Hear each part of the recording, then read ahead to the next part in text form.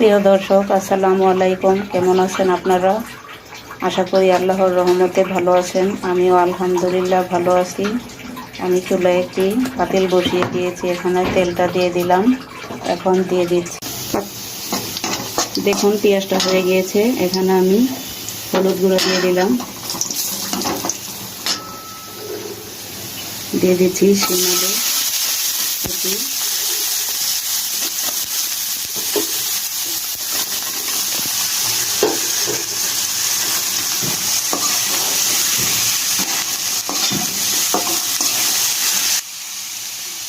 দিয়ে দিচ্ছি লবণ। দেখুন আমার ভাজিটা হয়ে গিয়েছে।